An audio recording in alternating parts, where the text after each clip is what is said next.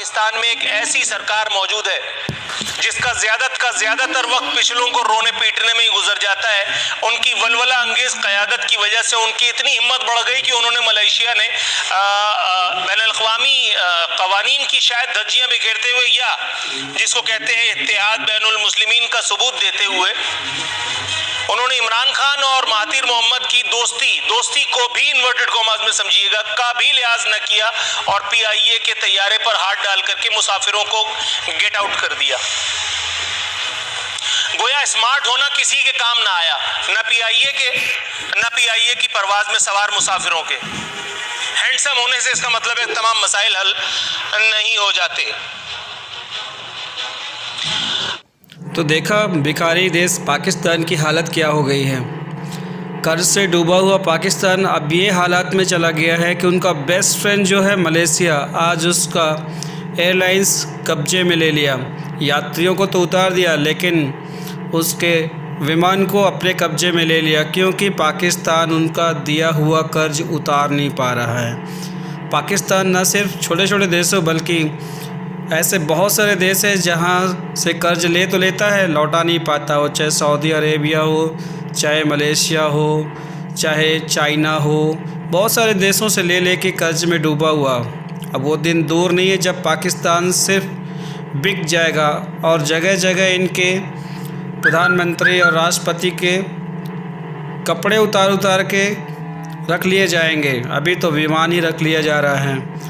और वो भी देखिए कौन, जो उनका बेस्ट फ्रेंड था, जो पाकिस्तान का सपोर्ट करता था कश्मीर के मसले में, आज उन्हीं का विमान लेकर के कब्जे में ले लिया है।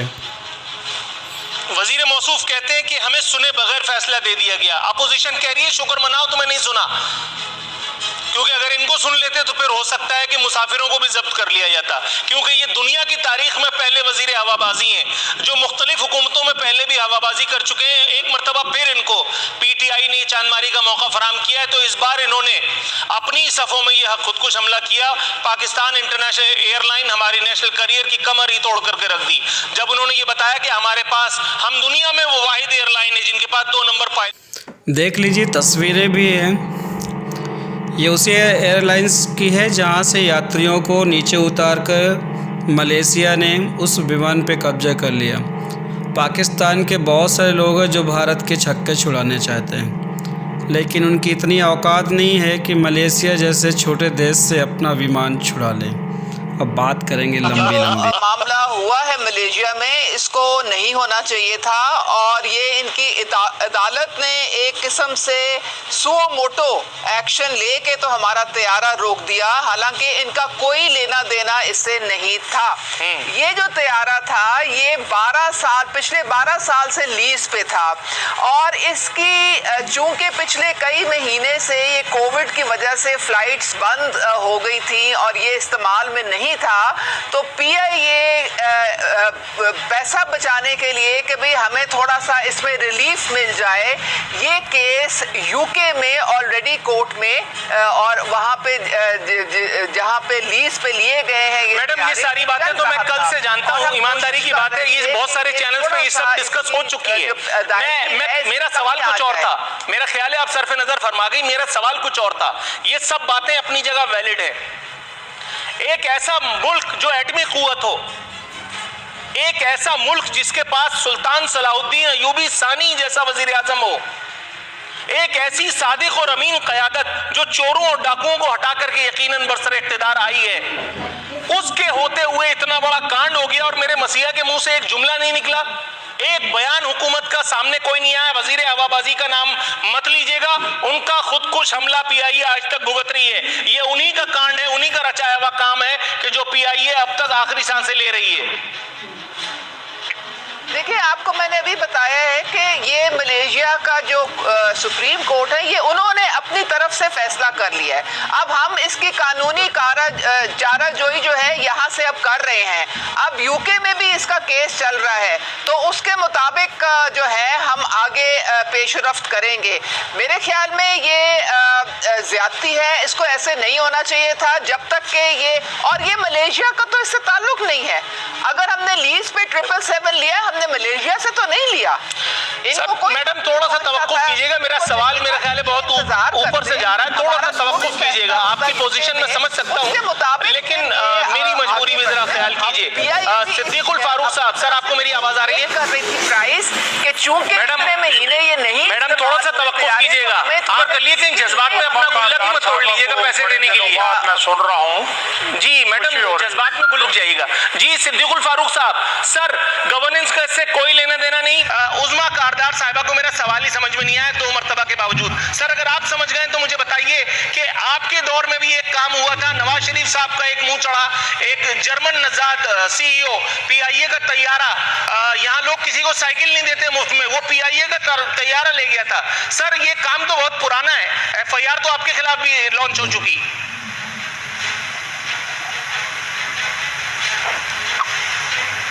बिस्मिल्लाहिर्रहमानिर्रहीम।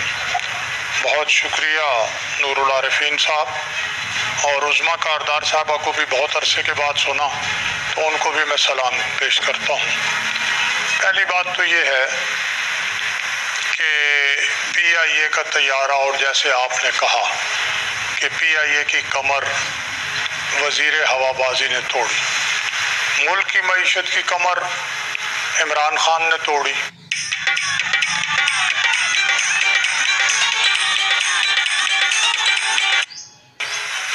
मुल्क की इंतज़ामिया की कमर इमरान खान ने तोड़ी, एहतसाब की कमर सदारती आर्डिनेंस लाकर इमरान खान ने तोड़ी, खैबर पख्तूनख्वा में एहतसाब के निज़ाम पे 1 अरब रुपया कौम का लगा के उस सब को लपेट के वो ये दावा कि मैं 90 दिनों में सारे बड़े मगरमच्छ पकड़ लूँगा KPK से, वहाँ एहतसाब की कमर तोड़ी।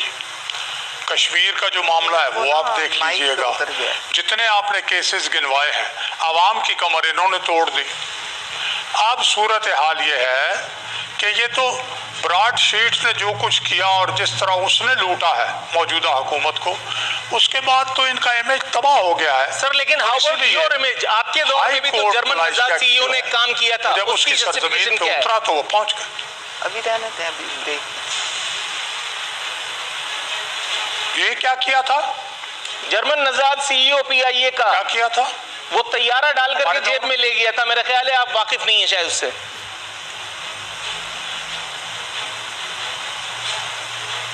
नहीं, मुझे इस वक्त याद नहीं है, ईमानदारी की बात यह है। लेकिन मैं आपसे ये अर्ज करूंगा कि ये मामला इस वक्त बहुत सामने है, ब्रॉड शीट का मामला है, ये सारे मामलात हैं।